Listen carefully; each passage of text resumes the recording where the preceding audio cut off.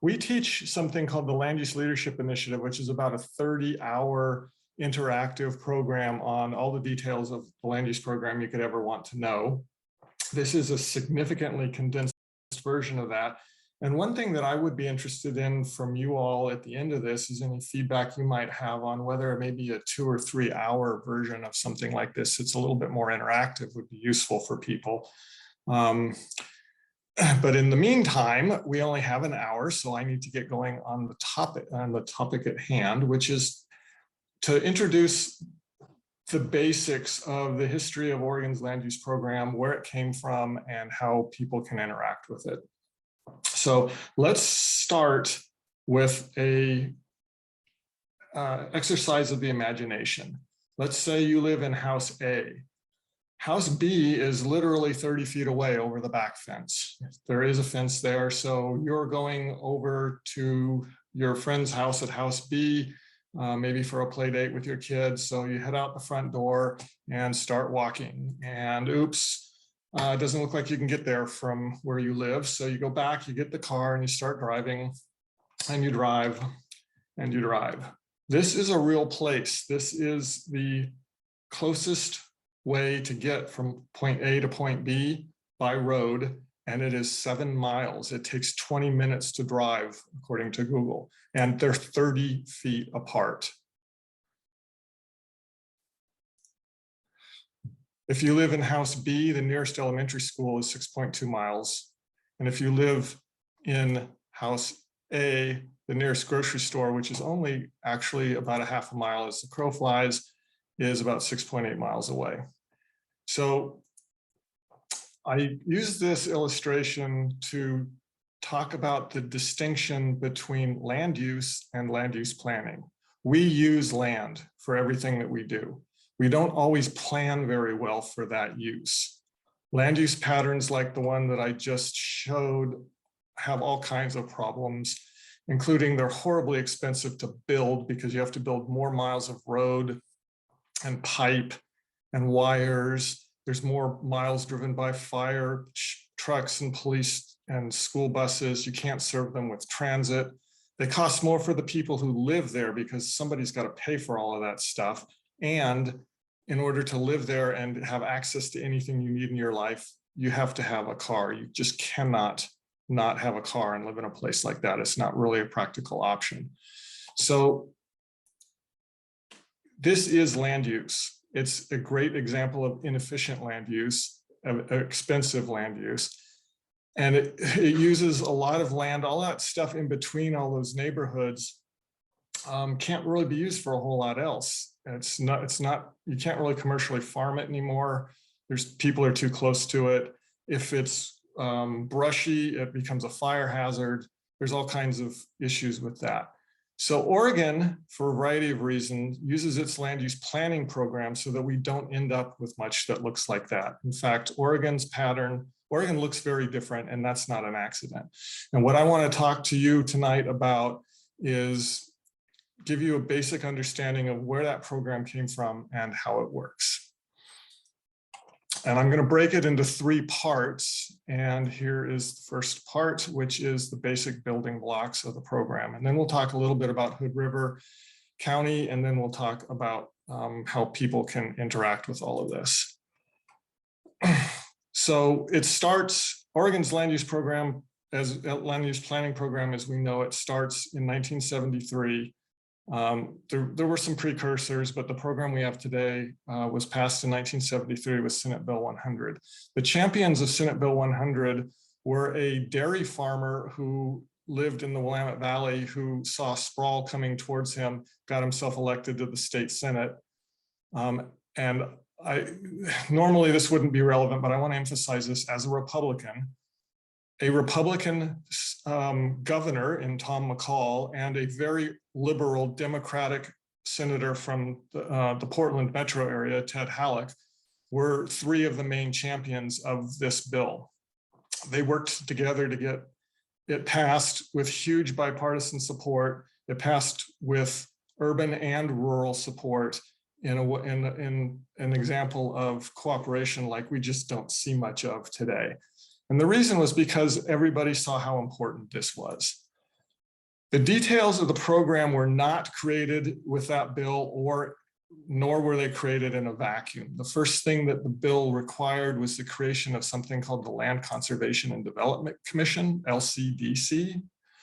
And they were charged with figuring out what the goals of the program needed to be. And in order to do that, in 1974, they spent that entire year having public hearings around the state where 10,000 Oregonians came out to voice their opinions and help shape these 19 goals, which still today guide the program. Think about that for a minute. 10,000 Oregonians when the population was less than half of what it is today. That was pretty a phenomenal public participation. Something I want to emphasize about these goals is no one of them always trumps any other. It's about balance. It's about trading. It's about making sure that we balance our urban needs and our rural needs and our housing needs versus our need for farmland and forest land. These goals are really easy to understand. They're 2 to 4 pages each. They're available on the on the state's website. We have links to them through our website. The details of how to implement all of these goals are in other places, but I want to point out just a few that we're going to talk about tonight. Goal 1, public involvement or public participation. Goal 3 and 4 about farm and forest land protection. Goal 10 about housing, and Goal 14, which guides how our cities are planned and how they grow. There's lots that we could talk about all these other goals and how they interact, but those are the main ones that we're going to discuss tonight. As I mentioned, those goals are very general. That's not where the details are. The details of the program in state law are in statutes, which are created by the legislature. And that's an example of how you might see one referred to their ORS and then a 6-digit number. And administrative rules. And the administrative rules are created by the Land Conservation and Development Commission, which I mentioned earlier. And you'll see them as a 10-digit number that's preceded with OAR. There are differences in the way those function, but those three things, the goals, the statutes, and the administrative rules, are where you will find most of the state regulations regarding the land use planning program.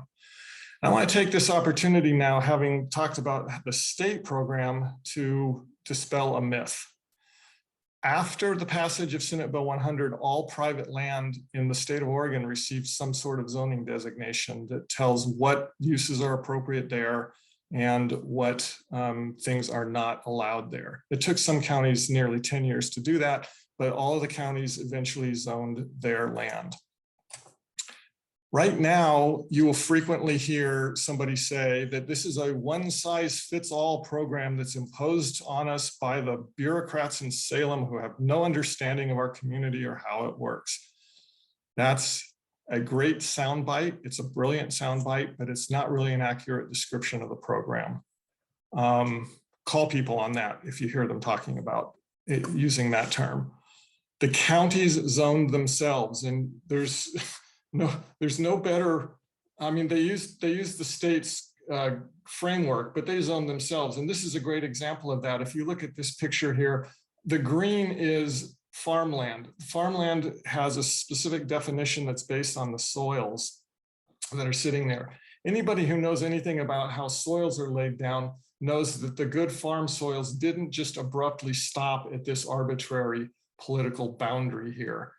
The counties zoned the land based on just the requirements of state law.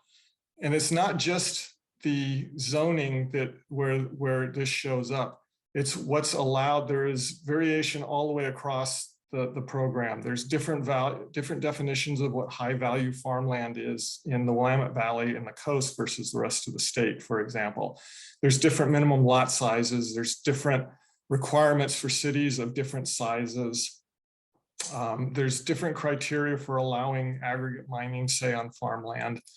There are things that the state says counties shall allow on farmland, and there are things that the state says counties may allow on farmland. And those may, that second category, are things that counties can regulate differently between them. And it happens. Hood River County, for example, in its comprehensive plan says that the EFU zone, the exclusive farm use zone, has been protected with even greater restrictions on non-farm uses than required by the state to assure protection of agricultural lands which play such an important role in the county's economy. And then in the ordinances, the county actually prohibits certain uses that the state does allow counties to allow if they wish to, but for good reason, based on the local jurisdiction. So it's not a one-size-fits-all program. We can have a discussion about whether there's enough variation, but that's a different question than a one-size-fits-all program. This program is implemented, it's a statewide framework, but it is implemented locally. And I just really want to emphasize that it's implemented at the county and city levels. Where you will find the requirements for your jurisdiction in the county level is in the in the county and the city level. Every county has its own comprehensive plan, and every city has its own comprehensive plan. And there are no two that are exactly alike. And that's important to remember as well. The comprehensive plan is basically the broad policies that guide the program as it's implemented in that jurisdiction. And here's a couple of examples from Hood River. You can find these online. That's where I got these. Implementation measures, the development ordinances and all the details. Again, those are found online. They talk about how changes are made to the plan, how decisions are made in the jurisdiction, what's allowed where, what your zones are called. All of those details are usually in the development ordinances. And then finally, the last component of the local implementation is in the literally tens of thousands of local planning decisions that are made in jurisdictions across the state every year. And we'll get back to how those decisions are made, but those are local decisions. Cities and counties make the decisions about how the land use program is implemented in their jurisdiction. And it's worked. If you look at our history versus our neighbor Washington's history, and look at the amount of resource, farm and forest land that's been lost to conversion to other uses since between 74 and around 2014, which is where this data drops off. You'll see that Oregon converted and lost a lot less land. And once we got all of that planning, all of the zoning in place in about 1984, it really slowed down versus as compared to Washington. So this has worked, and it has resulted in a place that looks different from other places, and that's again intentional. So what does that look like specifically for Hood River County?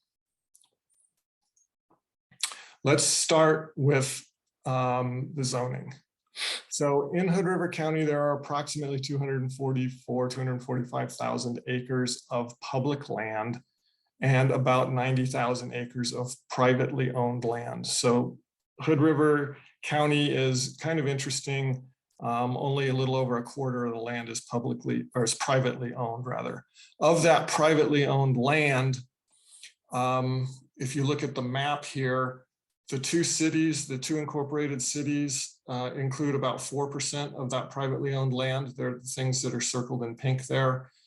Farm and forest land are kind of down the middle here in the valley, and are the greenish colors, along with these yellowish colors, which are zoned specifically for rural residential uses. And then the county has some other non-resource uses that are some of which are things like industrial sites and the airport and whatnot. And some of them are things that are specific to your being part of the gorge area up there. But that's kind of what your land, your privately owned land zoning looks like up in that part of the state. The vast majority of people in Oregon, and this is slightly different in Hood River County, but the vast majority of people in Oregon live in cities. And that's intentional. The land use program really wants to put urban uses, including residential uses that are not tied to working the land, in cities, and make those cities efficient and livable places. And that's part of what Heather talked about at the beginning there. Goal 14 is the one that is the goal that really directs how this happens. It requires cities to plan for all of the urban uses that are necessary, including housing and jobs and schools and parks and open spaces, and not just to plan for the numbers of people and houses that need to be there, but also where it all goes and how to accommodate the various income levels, age, economic situations, and other attributes of the people that live there. And that's part of the planning program, is to make the communities livable for the people who need to live there. So how Oregon does that is with something called an urban growth boundary. Every single city, all 241 cities in the state, has an urban growth boundary. And just really quickly, the way to think about that is everybody's pretty comfortable with the idea of city limits, right? The city council passes the ordinances and the laws for what happens inside the city.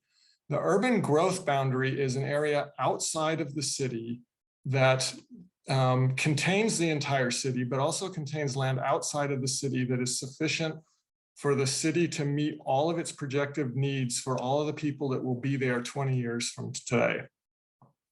That means the city figures out how much land it needs for all the housing, all of the jobs, everything that it needs for 20 years. They negotiate that with the county, and together they set the urban growth boundary line. It's really important to remember that the areas outside of the city limits, but inside of the urban growth boundary, are still governed by the county and still governed by county planning until those areas are annexed into the city. And the city must annex those areas before they get planning control of the areas.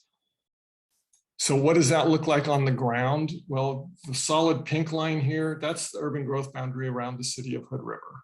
The dotted line is the city limits. So here's the city limits, and outside of the city limits, this is still county land, but the county and the city have already agreed, as the city starts running out of land, it can annex anything inside of this pink line and start developing it as part of the city. There is a process for expanding that urban growth boundary. It's not easy, and it's not cheap, and it shouldn't be. It's intentionally difficult, and it intentionally takes proofs of certain things in order for the city to be able to do it. But that's how we control sprawl from happening. And that's how we get these nice hard edges, like I showed it in an earlier photo. All of this farmland along here doesn't have a lot of houses spilling out into it because the city is restricted to developing inside of the city limits. And what happens outside of the city limits has a different set of development rules. And again, that's very intentional in Oregon's system. If you care to dig into this topic a little bit, we have a literature study that we did a few years ago that talks about why it's important for cities to remain compact. It turns out that it's really expensive to expand out into new areas and build new roads and new pipes and all of that good stuff. So, you know, when that's done, it needs to be done with care and with eyes wide open. So here is one place where you can learn a little bit more about that phenomenon. But I want to, again, bust another myth open here, which is you will hear sometimes that the housing crisis in Oregon was caused because we have artificially constricted our land supply and not allowed enough land for developing houses on. If that were true, then the statistics on the left probably wouldn't be accurate, because Washington and Oregon don't have boundaries like we do, and our housing prices are lower than theirs on average. I know Hood River County is crazy expensive, but that's not the state average. The other thing that wouldn't be true is this map that we're looking at on the right-hand side of this page. If you look at the orange and the red areas, those are the areas where people are spending the greatest percentage of their household income on their housing. And the yellow areas too, actually. If you were to look at a map of where the economy is the strongest in the state, it was broken down by counties, it would look an awful lot like this. If you looked at the places where they're losing population versus where they're gaining population, a lot of those green areas would be those losing populations, and a lot of the places with expensive housing would be the gaining population. Not 100% correlation, but pretty close correlation. The housing crisis is because of a couple of reasons, but part of it is it's worse where people want to live and want to be and want to move to. And that's just driving demand.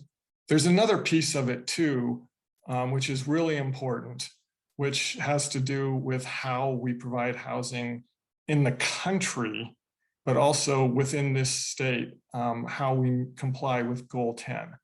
Goal 10 is the goal that says that cities must plan for all of the types of housing, and I'm going to highlight some words here. They need to provide adequate numbers of housing units at price ranges and rent levels, which are needed by the people who live there, and with a flexibility in location, type, and density. This applies to cities. It does not apply outside of the cities, but all of the cities in Oregon must do this type of planning. Unfortunately, well, okay, I'll get back to that in a second. And where you find the information for your city is, again, back in the comprehensive plan. There is a chapter called a housing chapter or housing element that describes the city's housing policies. That's usually backed up by a lot of data, which you will find in a housing needs analysis, which frequently is conducted by consultants. So that has a lot of data and information about policies and the situation in your community. And one of the things that you'll find when you dig into those is that in the last 50 years or so, and this is true across Oregon and across the country, frankly, average household sizes have been going down. There have been fewer and fewer people living in each housing unit on average. At the same time, we've been building bigger and bigger houses. So we're paying more and more to house fewer and fewer people. And part of where all of those big houses are being built is in neighborhoods that are zoned for single family housing only. What we're seeing now is a lot of communities with projections that show that they have more than enough single family housing zoned land in order to meet their needs, but they're missing something. And what they're missing is called missing middle housing. Not surprising, not shockingly. It's really important to understand what missing middle housing is. It's things like duplexes, triplexes, things that might look like a normal house, but might have more than one unit inside of it. It's things like courtyard apartments and bungalows and little courts that you used to see built. It's townhouses. It might be multiplexes that have more units in it than that. We're not talking about high-rise apartment buildings or even mid-rise apartment buildings. We're just talking about things that are of a scale that they can fit in a single-family residential.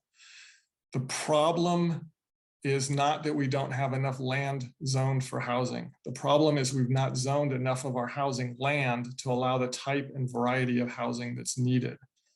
And remember, Goal 10 says that is required. We need to provide the type and variety of housing that people need. 100 years ago, in this country, this middle housing was about 25% of all of the housing stock. Today, it's less than 10%. So Oregon is taking steps at the state level to do this and to fix this situation. And it applies mostly to larger cities that are larger than Cascade Locks and Hood River.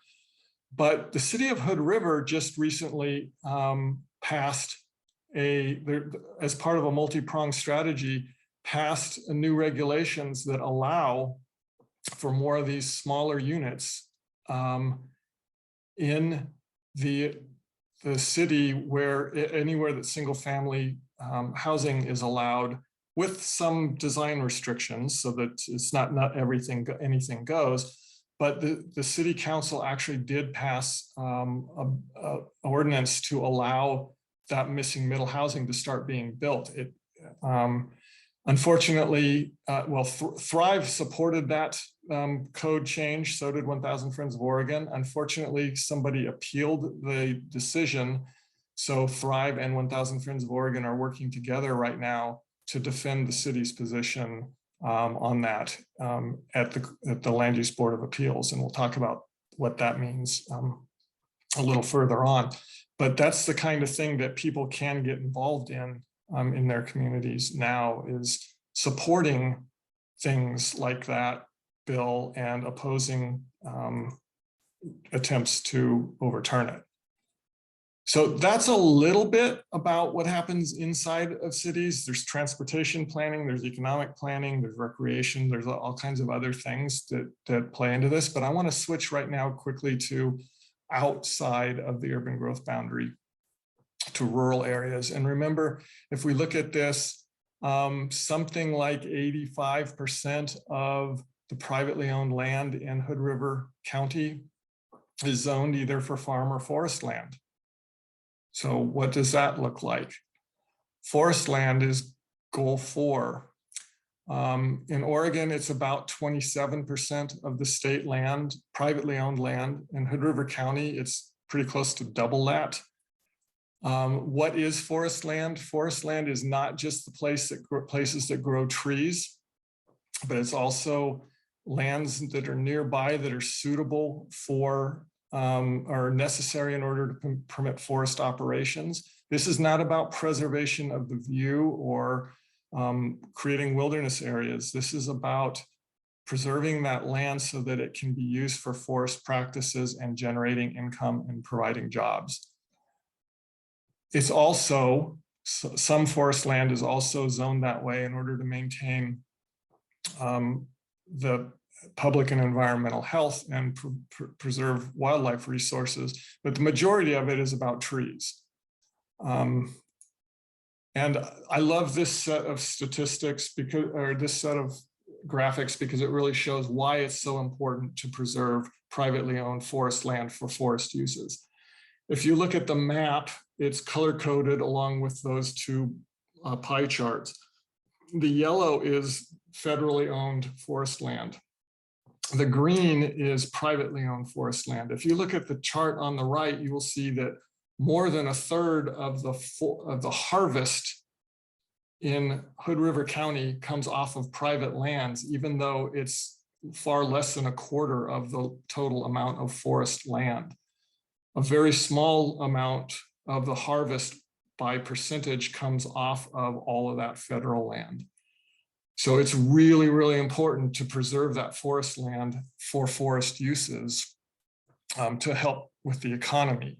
It's also important to preserve that forest land for this reason, which is something that's becoming a bigger and bigger issue in Oregon these days, wildfire. If you look at the map here, you'll see that you all, as well as I'm down in the Rogue Valley, so you all are in a hot spot.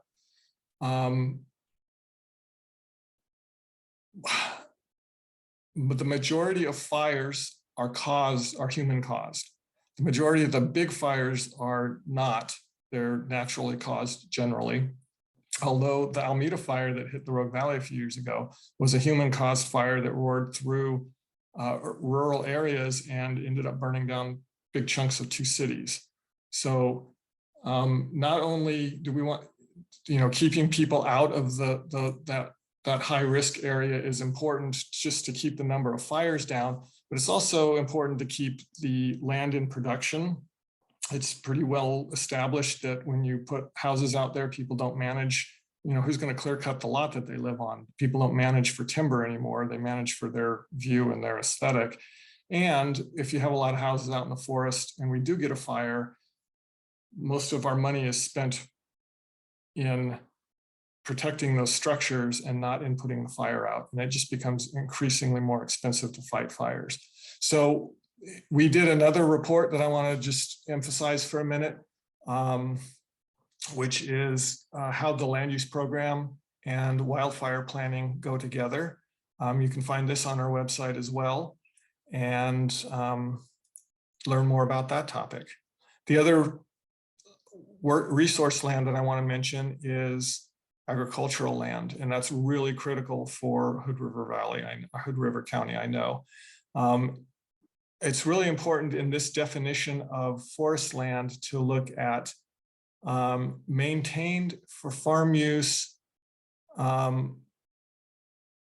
consistent with existing and future needs. In the early 1970s, nobody could have imagined, for example, how big the wine industry would become in Oregon. And a lot of the Dundee Hills were actually being looked at as potential housing sites.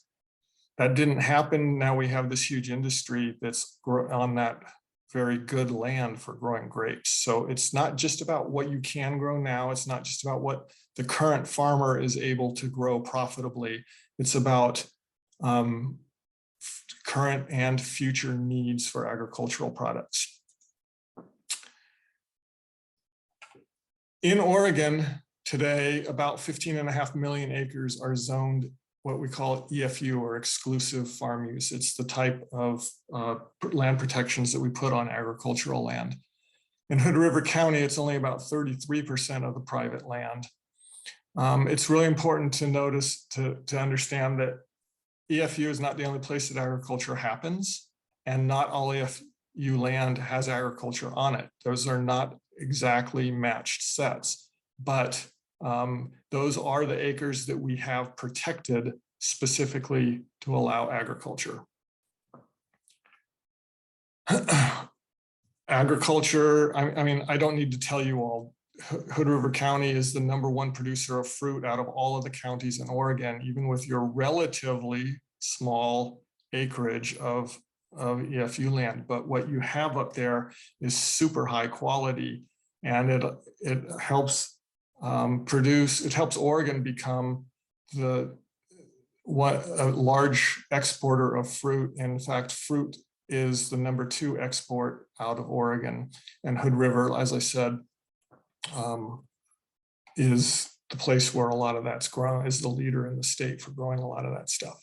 So farmland is really important. Protecting farmland is really important. We do lose farmland, even with our land use planning program, every year. And that happens through 3 primary means. One is the expansion of urban growth boundaries, rezoning to other uses, or conversion, and without rezoning. And very briefly, I already showed you this. The state allows expansions of growth boundaries. By state regulation, the city would have to look at this land that's over here that's zoned rural residential before they're allowed to look at zoning or expanding onto farmland. But they can, under certain circumstances, expand out onto farmland. Like I said, no one of these rules always trumps the other one. No one of the goals always trumps the other ones.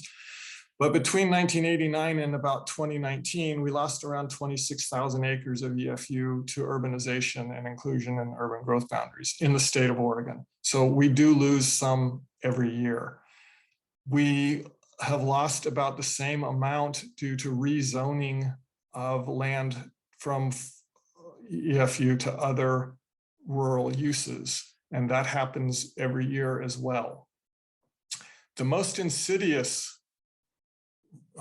way we're losing farmland, though, is by allowing non-farm uses on farm land, on EFU land.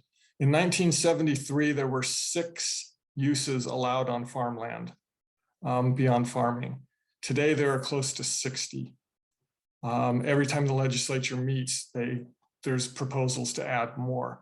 This third category is really hard to quantify because the zoning doesn't actually change. So even though the use might change, there's estimates that we lose anywhere from 2 to 7 times the acreage per year to these uses than we do to, say, urbanization, which really legitimately leads one to ask the question, how exclusive is exclusive farm use?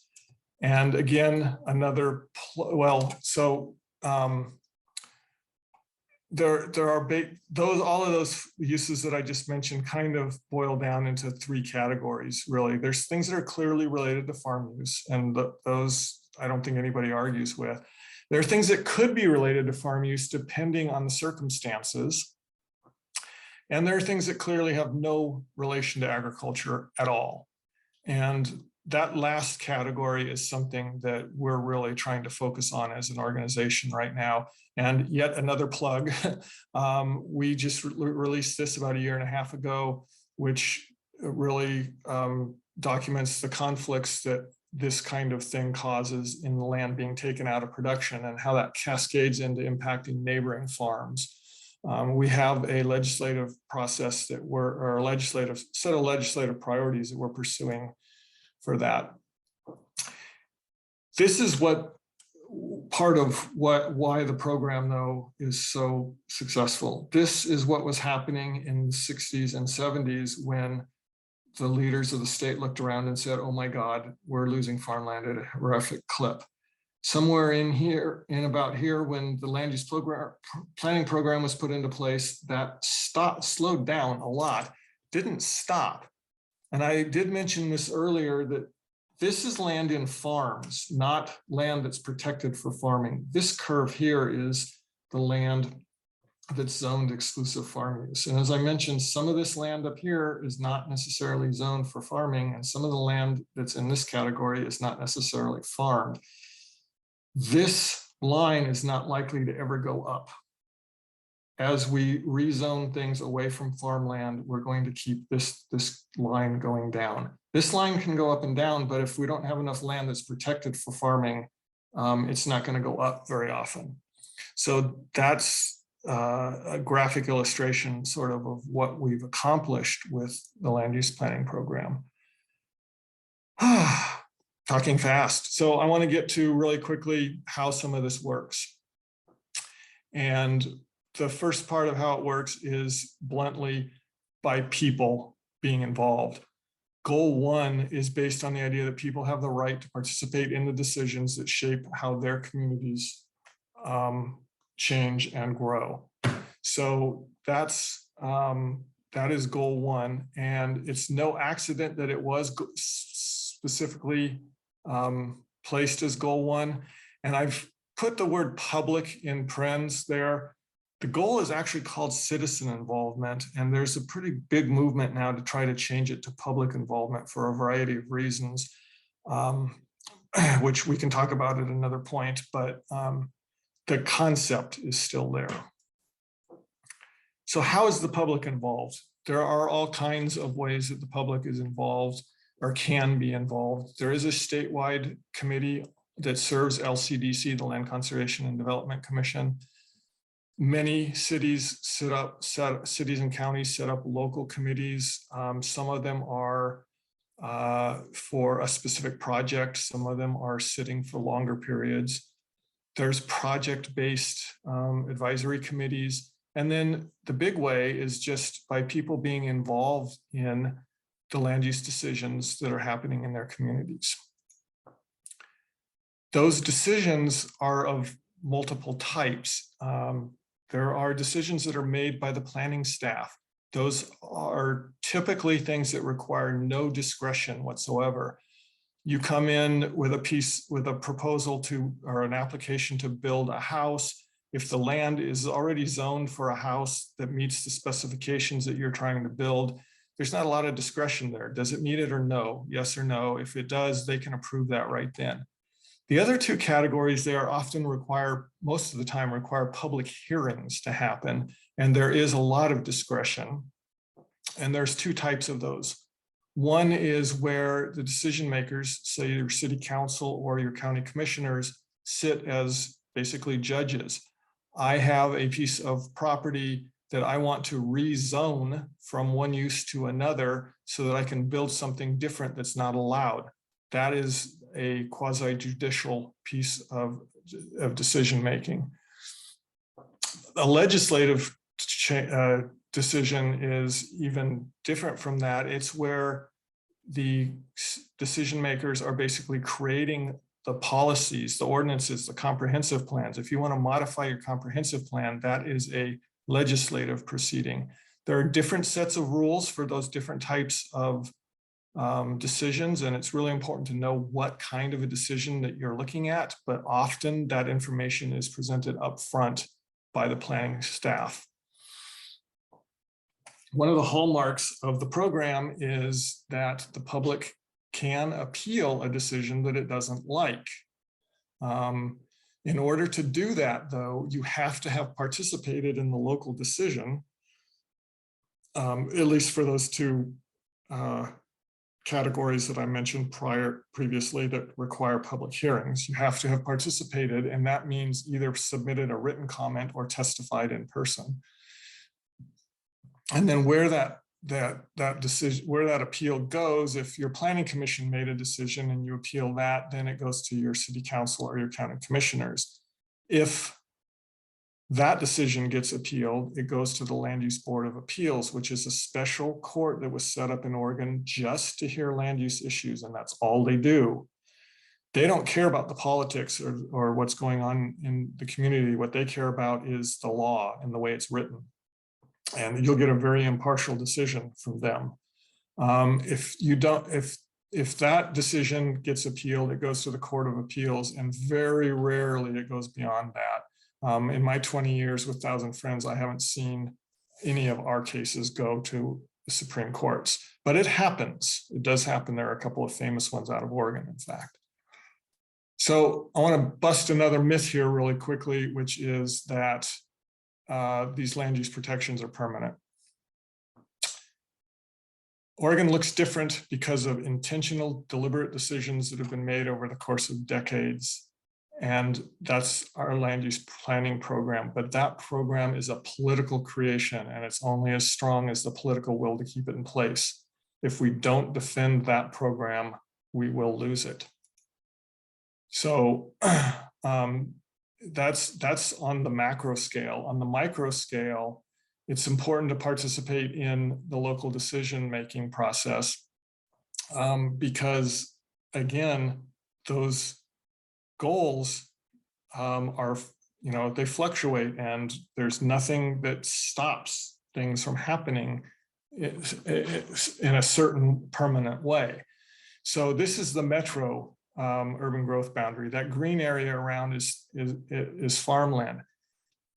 It's important, again, remember I said urban growth boundaries can be expanded, but the last place they can go is onto farmland, but they can go onto farmland. And if if our population keeps expanding, this can indefinitely, and the chances are we're going to get a lot of climate refugees. The cities can keep expanding, and we just have to really kind of watch that. There is no place in our system where the question is ever asked, is it more important to keep this as farmland or to grow the city out further, for example? So people need to keep participating in this to keep our values and our communities livable. So there are other tools in the toolbox, and I don't really have time to go into them right now, but including permanent easements on agricultural land. That's a program that other states have used with some success. We haven't really had it before because we've been relying on the land use planning program, but that can provide permanent protections. That's a new tool that's coming soon to Oregon. So in addition to those other tools, just being aware of what your resources are for learning about and participating in the land use planning program. I want to really emphasize that DLCD, the Department of Land Conservation and Development, has a good website that has lots of good information on it. View your county and city planners as a resource. It's probably good to go in there asking for information before you tell them that they're doing something wrong, but they are resources. You have a great set of experts up there in Thrive Hood River. There's our organization, 1000 Friends, and just each other in the community. When Senate Bill 100 reached its 25th anniversary, Kim Stafford, who was a poet laureate of Oregon a couple years back, wrote an ode to Senate Bill 100. And I love the last line here, for this is not law about land, but about deciding together. That deciding together part only works if people get involved and if people understand what is wrong with this picture. And I hope you do now too, now that you've heard a little bit about this. I'm going to stop here. I'd like to be happy to answer any questions. If there's questions we don't get to, please feel free to reach out to me, reach out to Heather, and we will try to get any questions answered that are lingering out there. Thank you. Thank you so much, Greg. Yeah, so we do have a couple. Yeah, go ahead. I was going to say, yeah, we do have a couple of questions already in the question and answer. And again, if you have a question, go ahead and type it in there. These are both climate change related. So I'll read both and it might actually make sense to answer them together. Is there an effort to incorporate climate change science into the land use goals? That's from Sandy. And from Peter, we have, how do Oregon's land use goals impact and interface with climate change? Those are both good questions.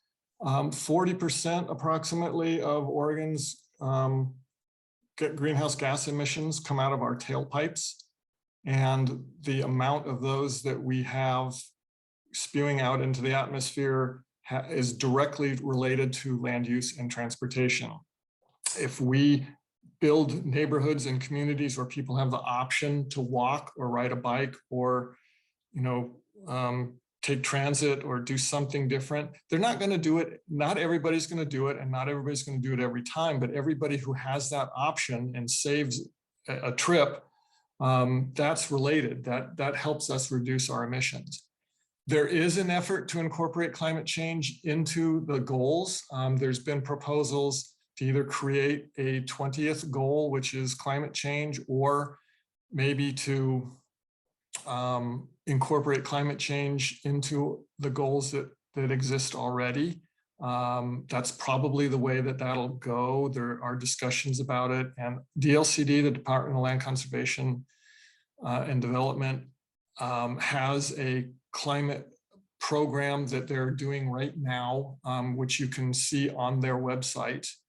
And it's focusing on the bigger communities, the metropolitan areas in the state, and helping them to help the state meet its climate goals. So yes, there is an effort to incorporate that. What's only just starting to happen is a real look at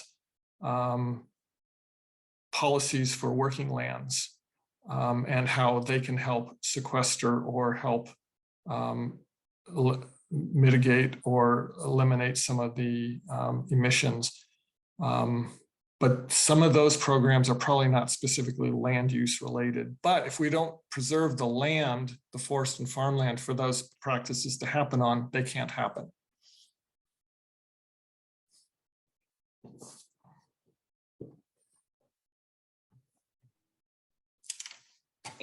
Thank you. And we have another question. Why can't we put more affordable housing outside cities where the land is cheaper?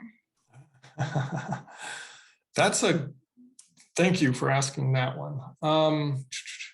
Let's see. I'm going to skip to another slide here, actually. So there's something called the Center for Neighborhood Technology. Is that what it's called? CNT, yes, Center for Neighborhood Technology. And what they've done is, this is a nationwide map, and it's done by census tract. And so it's a little bit, I mean, there's lots of assumptions that go into this, and there's it's averages. So it hides some things, but the point is well taken. So housing is generally considered affordable if the household is spending 30% of their household income or less on that housing. So rent, mortgages, that sort of thing.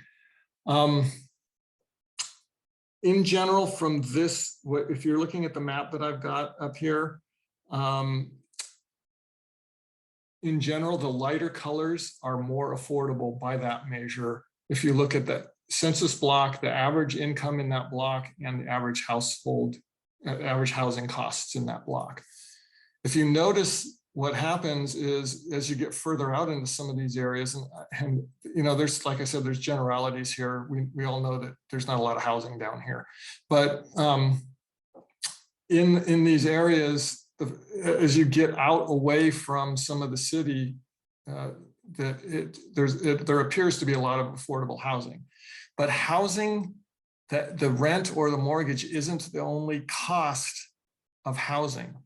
If you have to drive everywhere you go because of where you live, transportation factors into the affordability of your housing. And transportation has become quite expensive. AAA says it costs like what, $9,000 a year or something to own and operate a car. For people who drive average miles and people who live out in places like this that have to go into town to meet all their needs, drive more than that.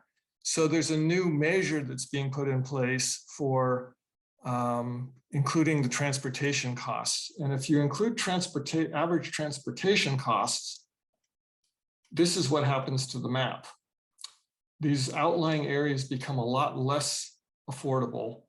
And I know that Hood River, the city, is incredibly expensive to live in. But again, that's based on comparing housing prices to average incomes. And what you start to see is some of the areas that are more affordable are the ones that are in cities. So people need to be near the places that they need to be to meet their needs: schools, jobs, doctors, services, whatever. So just because a place allows a cheap house to be put on it doesn't necessarily make it a cheap place to live, is the point of this.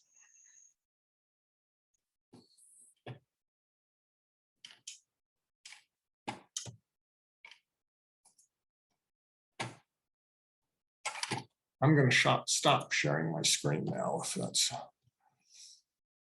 Okay, and it looks like we have one more question that just came up. Who are the top 4 or 5 opponents of Oregon's land use policies?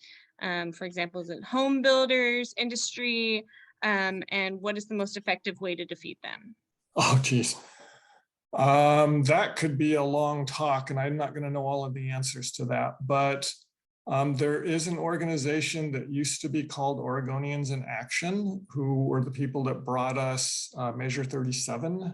If you've been around for about 10 years, you may remember that. They are now called something like the Oregon Property Owners Association or something. I'm sorry, I don't remember the exact name, but they are an example of sort of what I would consider a fairly extreme property rights group, and that's the sort of a shorthand definition for people who believe that property rights are supreme and it's my property, I can do what I want with it. That sort of example is an example of the type of people that we're talking about that are every year when the legislature meets, they're proposing new laws that will weaken the program or water it down. There are a few legislators who are pretty well-known opponents to the program. And quite frankly, you know, so the example of the home builders was mentioned. They're not necessarily an opponent to the land use program. I mean, they understand that certainty is necessary in order for them to be able to do what they do. We actually work with them on some programs, and on some things we disagree.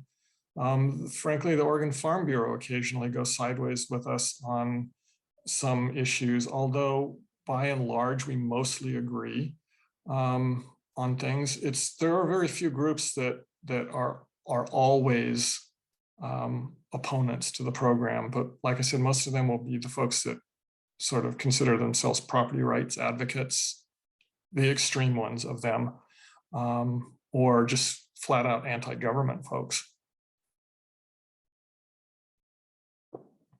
Okay, and I think we have one more question, which is perfect because I think this is about all we have time for. And when it comes to wildland and urban interface zones, how do we balance public safety and building homes to meet the housing needs? And for example, Hood River is surrounded by wildland.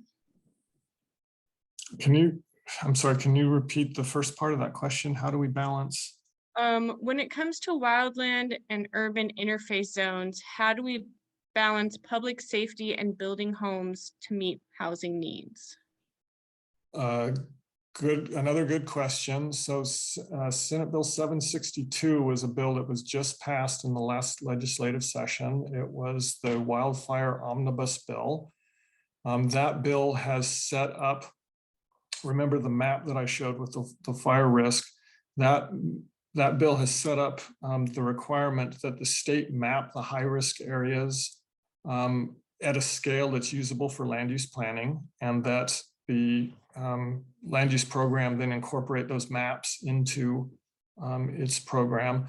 As part of that, the rollout of that bill, there was a committee that was created that is defining what the wildland urban interface should, how you define that, and what should be allowed in it in the different risk zones.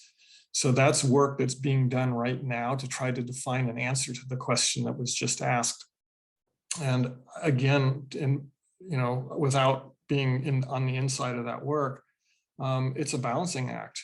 I live down near Talent and Phoenix, which both had horrible losses in the Alameda fire last year, in a fire that spread through rural areas and got into that interface zone and burned the edges of the towns. So we know that happens, and there's a lot of factors that go into that, and it's a balancing act, and we're still going to lose houses and we're still going to lose communities no matter what we do. But we really need to be smarter about it, and the implementation of Senate Bill 762 hopefully will provide some answers in how we actually do that.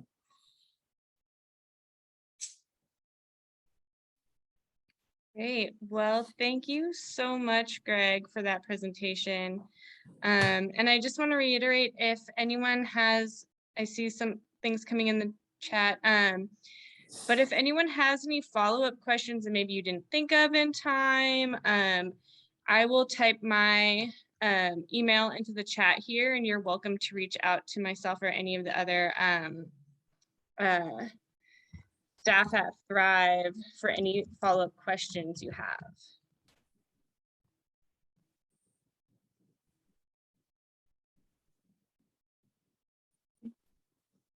Thank you, everybody. Yeah, thank you so much, Greg, and thank everybody for joining us tonight.